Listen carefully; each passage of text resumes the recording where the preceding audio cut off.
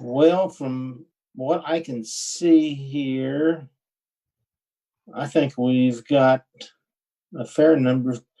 Looks like Wes is here. Richard's here. Bengal, Joe, Fox, Bruce Hollins, Rusty, Rob, Chris. Yep, I think we've got enough to go ahead and call the roll and get started, Patty. Okay. I think we got a quorum. Lawrence Bengal? No. Chris Colclaser? Here. Joe Fox? Here. Miles Goggins? Delia Hawk? Here. Bruce Holland? Here. Richard McMullen? Here. Doug Melton, you're here. Here. Robert Reynolds? Here. Rusty Moss, I know you're here. Richard Roper? Here. David Vandergriff? Wes Ward?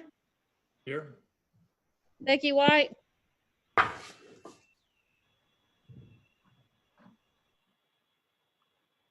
Got 11, so Delia, if you want to, we got a quorum. Okay, excellent. Thank you, Okay, Patty. well, thank you. Have a good day. Bye-bye. Bye. Aye. Okay, looks like our next item on the agenda is approval of our May 28th minutes. Chair will entertain a motion. So moved. Motion by Second. Who? Motion by Reynolds and second by Fox. Thank you. Any discussion? Clerk, call the roll, please. Lawrence Bengal? Yes. Chris Colclaser? Aye. Joe Fox? Aye. Miles Goggins? Aye. Delia Hawk's not here. Bruce Holland? Aye. Richard McMullen? Yes. Doug Melton? Rusty Moss? Robert Reynolds? Aye. Richard Roper? Aye. David Vandergriff? Aye. Wes Ward? Aye. Becky White? 5, 6, 7, 8. We got 9 yeses. Very good. Thank you, Patty. Next item is the director's report. I think I saw where Director Keogh is online.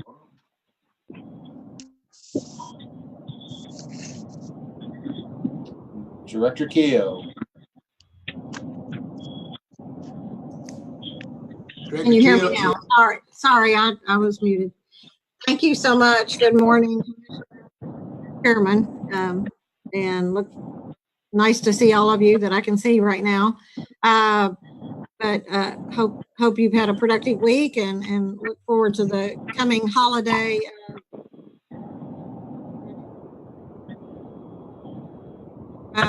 Just wanted to put my energy and environment secretary hat on for a moment and take a moment to make you aware of a significant milestone that we reached at the beginning of this month.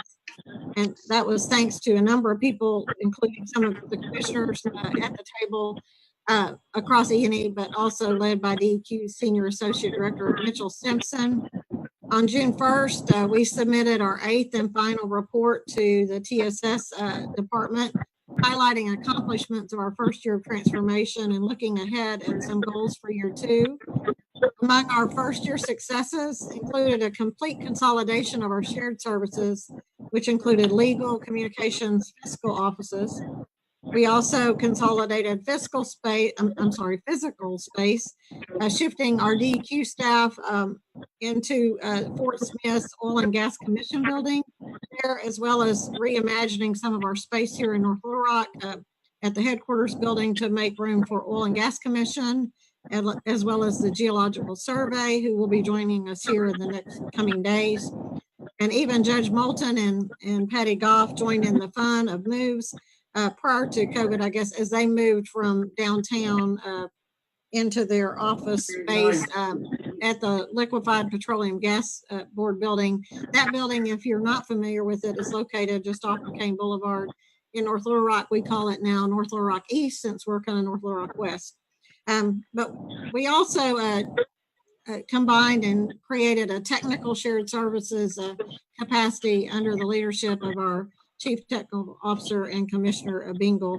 So we're pleased with his contributions and additional efforts to help bring our emergency response, our laboratory, and our technology, IT technology, further as we look at a department strategy.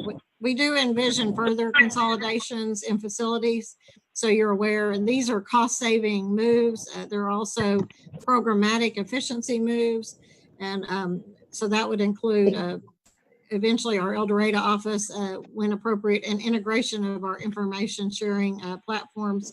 So we've really benefited from this, but largely I wanted to recognize the contributions of that team, but also Mitchell's continued leadership through the process. He has been a leader and brought forth great ideas throughout the entire organization to my attention, and so that we could make appropriate recommendations. But shifting gears, I wanted to though take a minute to mention a few things that are in the news. You may have read recently, just in the last day or so, news about the dust coming in from the Sahara Desert that's been pouring off the western coast of Africa. Of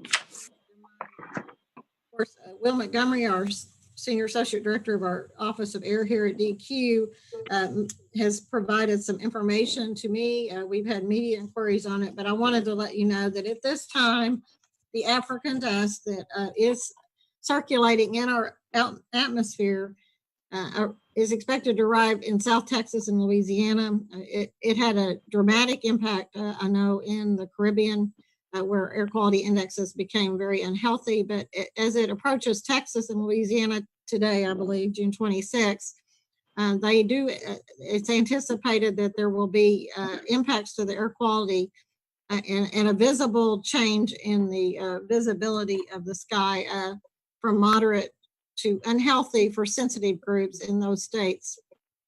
The dust then will continue, as expected anyway, according to our meteorologists here, and one of those is a former staff member of ours, but they have indicated to us that it will continue to pass over Arkansas on Friday and Saturday. So if you notice the sky taking on more of a white appearance, that's likely the dust.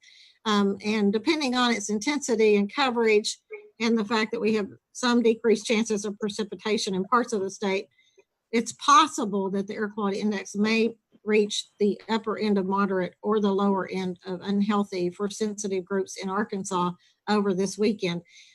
For a moderate air quality index, the air quality is still acceptable. And we're talking about particulate formation in the atmosphere. The dust can affect respiratory system.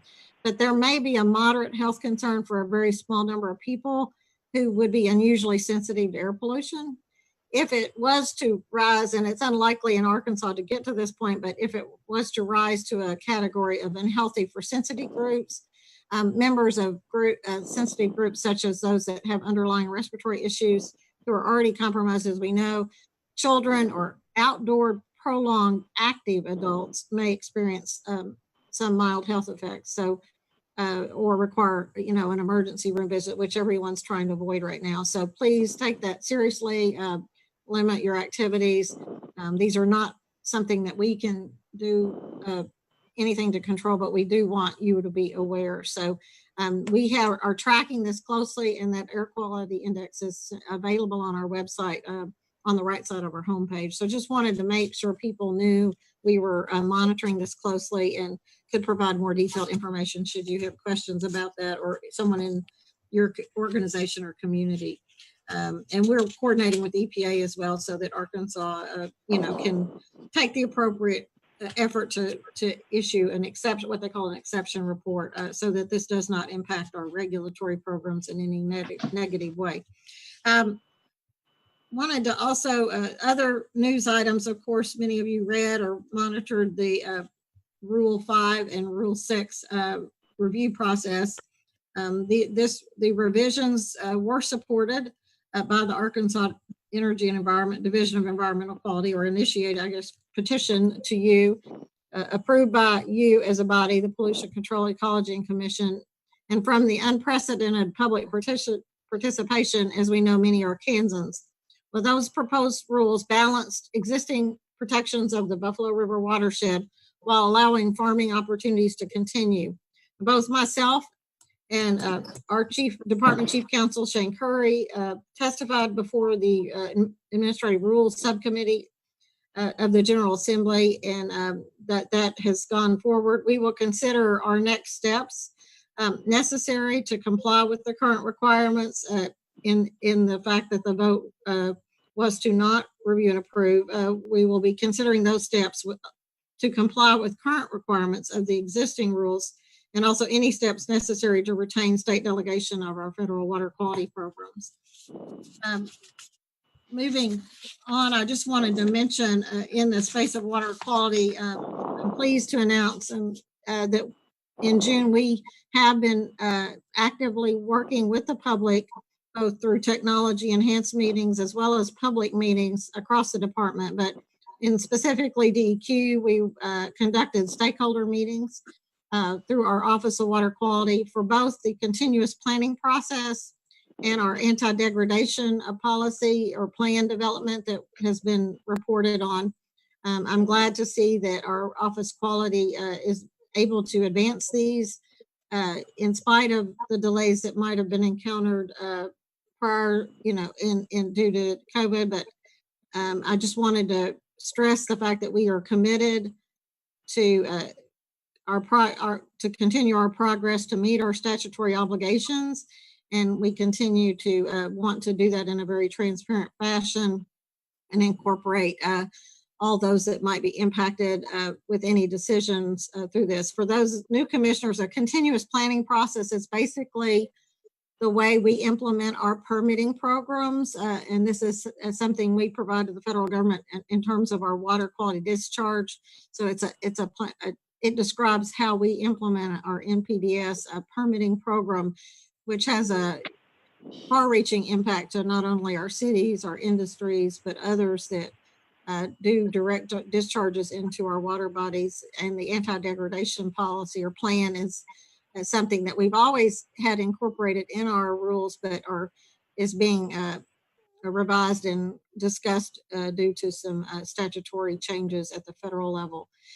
We also had a stakeholder meeting with our energy office around state energy codes, and that's garnered quite a bit of interest. So these meetings, like this meeting today, were held over Zoom, but it's also helpful to be more inclusive, we found, in terms of bringing in a broader participation. Sometimes our public meetings, when we had to require travel, limited certain individuals from joining us. So we're pleased to see that we're getting that increased and enhanced transparency, but also input from a number of stakeholders. We do want to bridge some of our geographic gaps in the state, as well as being sensitive to time management and the time it takes for the public to participate. So I applaud the creativity of our associate directors and their teams as they have preserved our commitment to engage public during this particular time, but also going forward, hope to use technology where it facilitates better communication. So I'm going to stop there. I know this is a fairly brief meeting and I don't want to extend it any longer than I need to, but good morning and look forward to the continued discussions. Thank you. Thank you, Director Keough. Does anyone have any questions of the director? Okay. Next item, Chair will entertain a motion to include any electronic public comments that we've received in regards to the meeting today. So moved. Second. Did you get those, Patty? Reynolds and who? Chris Colclasure. Chris Colclasure. Okay, thank you. Okay, any discussion? Call the roll, please, Patty. Lawrence Bengal, Aye. Chris Colclasure, Aye. Joe Fox, Aye. Miles Goggins, Aye. Bruce Holland, Aye. Richard McMullen, Yes. Rusty Moss, Robert Reynolds, Aye. Richard Roper, Aye. David Vandergriff, Aye. Wes Ward, Aye. Becky White. Okay, we have 1, 2, 3, 4, 5, 6. Patty, Commissioner Moss voted yes on both items, so you can record his vote as a yes as well. Very good. We have 11 yeses. Okay, excellent. As a new addition to the agenda here in the way of housekeeping, since we're not physically present, the chair would entertain a motion to allow Judge Moulton to initial the minute orders in our absence. And Mr. Chairman, it's actually Pat that's going to be initialing it if it's okay, because she's actually in the office and I'm still here at home. So okay, that's great. So moved. Okay. Second. I have a motion, and I believe the second was by Commissioner Fox. Holland. It was by Holland. Okay. Okay. Fox and Holland. Okay. Okay. Did you get those, Patty? Yes, got them. Thank you. Okay. You call the roll, please. Yeah. Okay. Lawrence Bengal, Aye. Chris Colclaser, Aye. Joe Fox, Aye. Josh Goggins, Aye. Bruce Holland, Aye. Richard McMullen, Aye. Rusty Moss, Robert Reynolds, Aye. Richard Roper, Aye. David Vandergriff, Aye. Wes Ward, Aye. Becky White. Okay, we have 1, 2, 3, 4, 5, 6, 7, 8, 9, 10, and probably 11 with Moss. Okay, excellent. Thank you, Patty. The remaining item of our agenda today is speaking to Regulation 2, Rule 2. I guess there's been some email traffic the last day or two in regards to some aspects of it. And I believe that we have changed in the time and extended it. And I believe the judge has sent out the revised minute order. Does everyone have an opportunity to look at that? Okay, great. Dr. Blands, are you online? yes, sir, I am. Yeah, please take it away. Alrighty. Rule 2 is the state's water quality standards. It's required by the Federal Clean Water Act, and the act requires the states to review their water quality standards every 3 years, called the triennial review. This version is really a cleanup version. The last review in 2016, EPA, for purposes of the Clean Water Act, approved some parts, took no action on parts, and disapproved parts. So this version is an attempt to consolidate those comments embodied in the 2016 technical support document by EPA. And so those would be incorporated from the various versions into the water quality standards. Many of the deletions and changes are intended to remove permitted means and methods from the standards to the continued planning process that Secretary Keel discussed in the Rule 6. In the continuing planning processes, that's also has to be required to be submitted and approved to EPA for approval. That's all I have. If there's any questions, I'll be happy to try to address. Okay. Does anyone have any questions, Dr. Blands? Judge, do you want to give us a thumbnail sketch of what the changes were since this first went out? Well, there's been an extension in terms of the time frame for response to the comments. I think it's now 65 days after publication, and the publication dates are, it's going to be published in the statewide paper and local paper. They've put them in 2 papers by July 5th. That's the other change in terms of a substantive change. but I'm happy to ask any questions. It's really just the rest of it is identical to the original minute order that Dr. Bland submitted, except for those two minor changes there. Thank you, Judge. Does anyone have any questions of the judge? Chair will entertain a motion. Judge, this is Bob Bland. I got a couple of corrections on the version that I have anyway. On paragraph 2, it says July 54. Yeah, that's been cleaned up, Dr. Bland. Okay. All right. And there's been, and my apologies, there are any versions floating around that I believe the version that I have has the correct July 5th date, not 54, I hope. But I'll take another look at it. And then I know that I have that corrected. Okay. And then I know that there was another change, the signature date.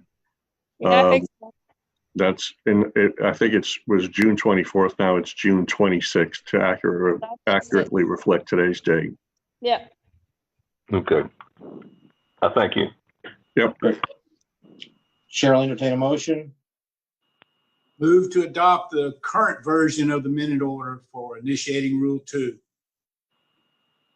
Motion by Commissioner Fox. Second. Goggins. Second by Commissioner Goggins. Okay. Is there any discussion of the rule? If not, Patty, would you call the roll, please? Lawrence Bengal. Aye.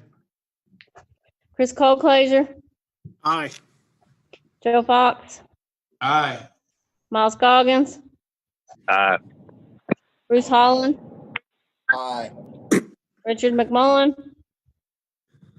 Aye. Rusty Moss. Robert Reynolds. Recuse. Richard Roper. Aye. David Vandergriff. Aye. Wes Ward. Aye. Becky White. Okay, we have 1, 2, 3, 4, 5, 6, 7, 8, 9. We have 10 and 1 recuse. Excellent. Very good. Thank you very much, Patty. Thank you all for going through these Zoom meetings. It's an endurance. They are not pleasant, and this is all the more reason to pray and hope that we get back to normality here soon, so we can see each other. So, if there's nothing else, yes, Commissioner Director Keogh, I'm sorry. Wanted to mention some late news that just came across my email as we were meeting, or just prior to this meeting, that US EPA has announced a grant to the Arkansas Division of Environmental Quality for $95,519. This funding is a multi-purpose grant, and we're thrilled that they have made the decision to grant those this year.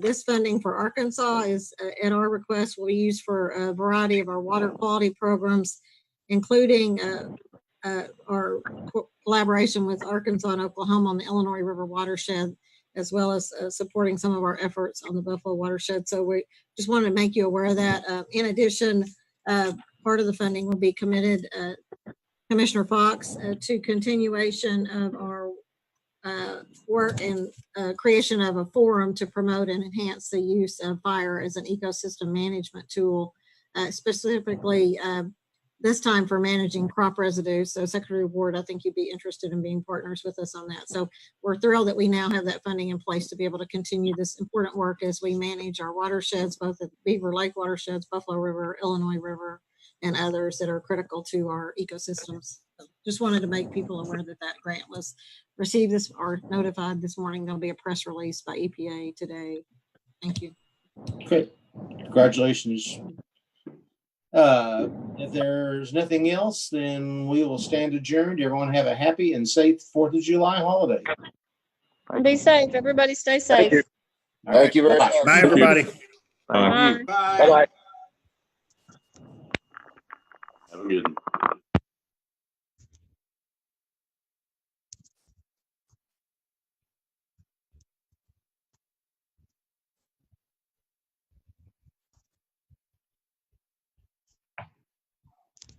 How do you get out of it?